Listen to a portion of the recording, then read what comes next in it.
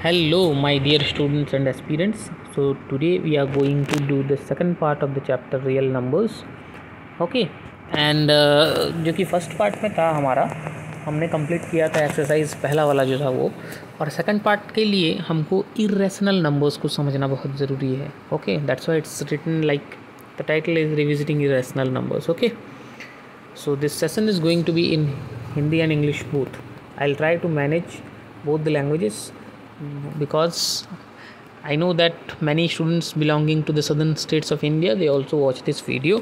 Okay, so now revisiting irrational numbers का मतलब क्या है कि हमको ये जानना होगा कि पहली बात irrational number क्या है. What is irrational number? So a number which cannot be, yes, I hope you are getting it, which cannot be represented in the form of p by q. Okay, a number is called irrational if it cannot be written in the form of p by q. That's very simple, क्योंकि rational वो होते हैं जिनको p by q form में लिख सकते हैं, irrational वो होते हैं जिनको p by q के फॉर्म में हम नहीं लिख सकते हैं.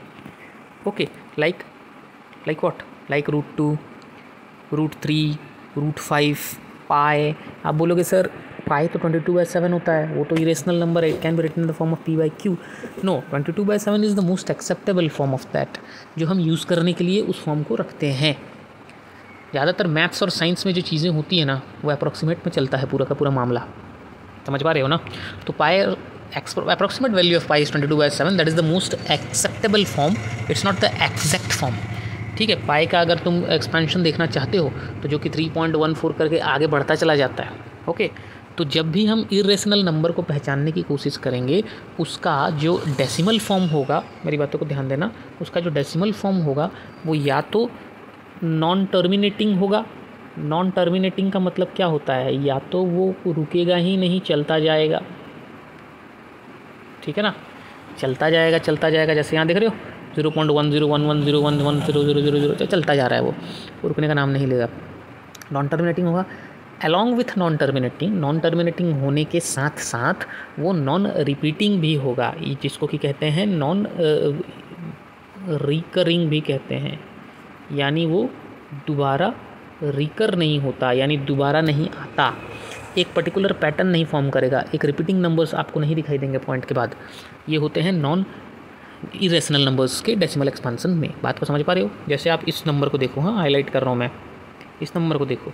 इसमें अगर आप देखोगे ना तो आपको ये दिखाई देगा कि पॉइंट के बाद जो नंबर्स हैं 10 11 01 फिर 11 01 11 नहीं, अब 111 है 0, तो एक पैटर्न नहीं दिखाई दे रहा है. That is known as non terminating as well as non repeating. But अगर वो नॉन टर्मिनेटिंग के साथ साथ रिपीटिंग होने लगे, जैसे कि मैं एक एग्जांपल देता हूँ. मान लेते हैं ये है 2.32 32, ये 32 का सीरीज़ चलता जाएगा. तो ये नॉन रिपीटिंग तो है, पर साथ ही साथ ये नॉन टर्मिनेटिंग तो है क्योंकि ये कंटिन्यू है, बट ये रिपीटिंग है. और रिपीटिंग जब होती है तो वो रैशनल नंबर होगा. राइट और नॉट? अंडरस्टूड और नॉट? आई होप कि सारे कंसेप्ट्स क्लियर हो गए हैं. अब हम आगे बढ़ते हैं और देखते हैं थ्योरम, जो दूसरा थ्योरम है इस चैप्टर का, जो कि बहुत आसान है. ये कोई थ्योरम क्या है, ये तो सिंपल सी चीज़ है. Okay, let p be a prime number if p divides a square, then p divides a also, where a is a positive integer. ठीक है, p be a prime number, p divides a square, तो p divide करेगा a को भी. मान लेते हैं कि 3 एक रैशनल नंबर है, एक प्राइम नंबर है. इस क्वेश्चन के, इस थ्योरम के हिसाब से 3 एक प्राइम नंबर है. 3 डिवाइड करता है 81 को. सही बात है ना? 81 के प्राइम फैक्टर्स अगर हम निकालने जाएँ 3 तो आएगा. तो इसका मतलब है कि जो 81 का रूट है 9, इसको भी तो 3 डिवाइड करेगा ना भाई. 3 divides 81, then 3 divides 9 also. That's the simple theorem. If 2 divides 16, then obviously 2 divides 4 also, 16 का रूट जो होगा. ठीक है, समझ पा रहे हो ना मेरी बात को? तो वो ही यहाँ पर बताया गया है. That's all. If 2 divides 16, then it's for sure that 2 divides 4 also, because what is 16? 16 is nothing but square of 4, right? तो 2 divides 4 also. अब आता है इस पूरे बोर्ड, मतलब जो भी बोर्ड एग्ज़ाम तुम्हारा होने वाला है 10th वालों का, उसका इम्पॉर्टेंट क्वेश्चन अगर इस चैप्टर से कोई आने के चांसेस हैं, चाहे वो किसी भी फॉर्म में आए, दैट इज़ नॉट इम्पॉर्टेंट। तो वो ये सब क्वेश्चंस हैं, तो इसको पूरी तरीके से अच्छे से रट्टा मार के जाना है भैया, ध्यान से समझ लेना, ठीक है।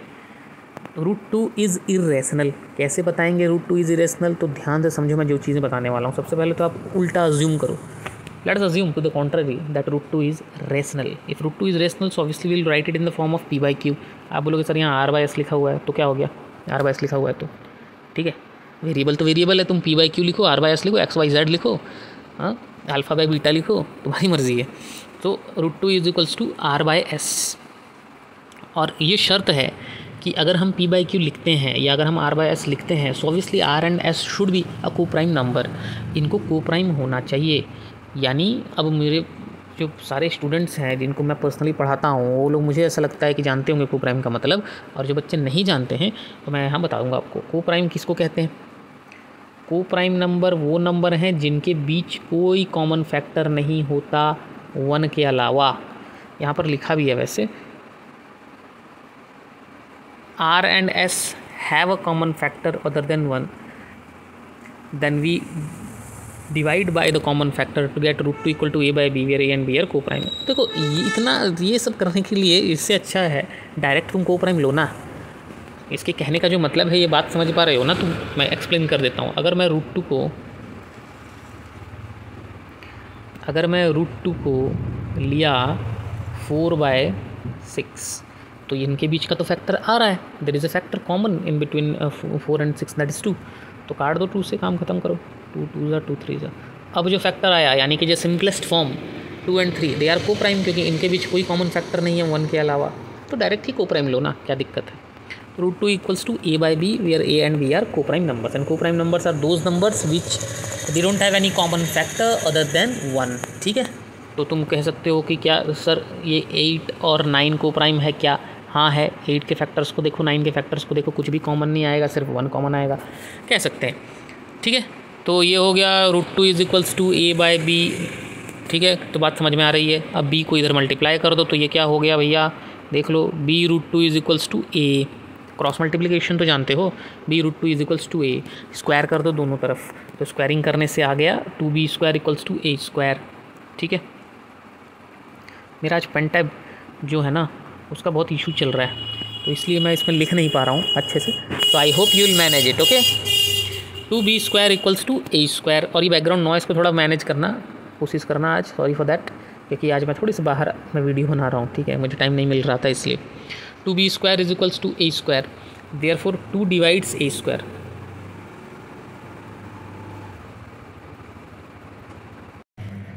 सो स्टूडेंट्स, हम लोगों ने अभी एक थ्योरम किया था जस्ट थोड़ी देर पहले कि if 2 divides a² that means 2 divide a, right, ठीक है ना।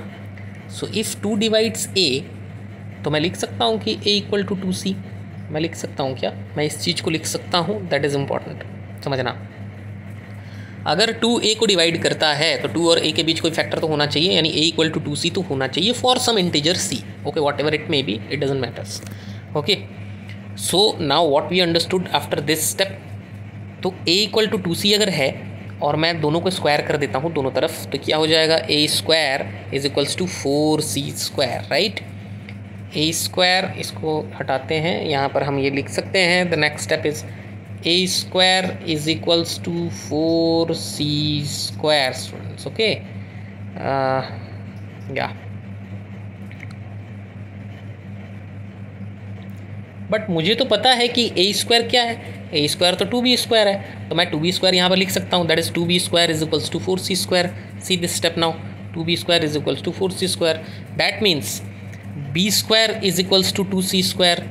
इसका ये मतलब है कि 2 जो है वो b² को डिवाइड करता है, इसका ये मतलब हुआ according to our theorem that we did कि 2 जो है वो b को भी तो डिवाइड करता है, हाँ कि ना।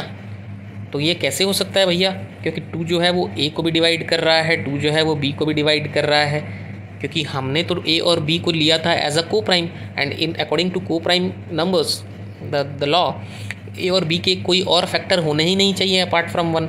और यहाँ तो हम देख रहे हैं कि 2 जो है वो a को भी डिवाइड कर रहा है, 2 जो है वो b को भी डिवाइड कर रहा है, विच कॉन्ट्राडिक्ट्स द फैक्ट, ठीक है ना। a and b have at least 2 as common factor, but it contradicts the fact that A and B have no common factors other than 1, यानी कि ये कॉन्ट्राडिक्ट कर रहा है उस फैक्ट को कि ए और बी को प्राइम है, वो तो है नहीं, क्योंकि 2 जो है वो उनका कॉमन फैक्टर आ रहा है। और ये कॉन्ट्राडिक्शन अराइज हुआ ही क्यों? क्योंकि हमारा एजम्पशन गलत था, हमने एज्यूम ही स्टार्टिंग में गलत किया कि √2 इज़ रैशनल, जबकि √2 तो है इरेशनल। ये हमारा कंक्लूजन आ गया, because the contradiction has arisen because our incorrect due to our incorrect assumption, right. √2 is not a rational number, rather √2 is rational number, it's proved. काम हो गया। अब मुझे लगता है सब लोगों ने इस क्वेश्चन को करने का तरीका समझा। इसी चीज़ को, लॉजिक को √3 के साथ अप्लाई करके आप लोग करेंगे, ये आप लोगों का होमवर्क है, कोई अलग नहीं है। इसको दोबारा रिपीट करके देखने का कोई मतलब नहीं है, क्योंकि हमने वो चीज़ कर लिया अभी। हाँ, आप ये देख सकते हो कि show that 5 minus √3 is irrational. How we will show that 5 minus √3 is irrational? First of all, let's assume that 5 minus √3 is rational. So 5 minus √3 will be equal to a by b, where a and b are co-prime numbers. a और b को left side में ले आओ और root को एक जगह ले जाओ, यानी 5 minus a by b equal to √3 अलग अलग कर देते हैं हम। अब हम क्या कह सकते हैं कि लेफ्ट हैंड साइड में जो भी चीज़ें हैं, नंबर्स हैं, वो तो रैशनल है। a by b 5 सारे रैशनल है और √3 तो इरेशनल है, ठीक है ना। चाहो तो इसको एलसीएम निकाल लो, इसको सॉल्व कर दो, b एंड 5 क्रॉस मल्टीप्लिकेशन करो, ये हो जाएगा 5b minus a by B that is equals to √3। ये कैसे हो सकता है, एक रैशनल और एक इरेशनल एक साथ equal? It's given here, since a and b are integers we get 5 minus a by B is rational and √3 is rational, so √3 is rational. यही होगा ना, अगर राइट साइड में रैशनल है तो √3 को भी तो रैशनल होना चाहिए, बट हम तो जानते हैं कि √3 इरेशनल है। ऐसा कैसे हो सकता है कि एक रैशनल और इरेशनल को बीच में इक्वल टू लगा के हम सेम कर दें? नहीं कर सकते ना। ये कॉन्ट्राडिक्शन आया ही क्यों? ये कॉन्ट्राडिक्शन इसलिए आया क्योंकि हमारा एजम्पशन फिर गलत था। हमने 5 माइनस √3 को रैशनल मान लिया, तो कॉन्ट्राडिक्शन आ गया, गलत हुआ। So that's why your answer should be this contradiction has arisen because of our incorrect assumption that 5 minus √3 is rational, so we conclude that 5 minus √3 is irrational. That's all. I hope ये explanation जो है वो आपको समझ में आ रहा होगा। अगर नहीं समझ में आ रहा होगा, आप दोबारा से रिपीट करके इस वीडियो को देख सकते हैं, that's not a problem. Okay, clear? Now show that 3 √2 is irrational. एक ही बात है ना, आप √2 को एक जगह कर दो, √2 को सेपरेट कर दो, नंबर्स को उस तरफ कर दो, तो आप क्या बोलोगे? a and b are integers, right. a by 3b is rational, so √2 को रैशनल होना चाहिए, but the fact is √2 is irrational, so our contradiction, our assumption was wrong. Yes, so the fact is 3 √2 is also irrational. That's all.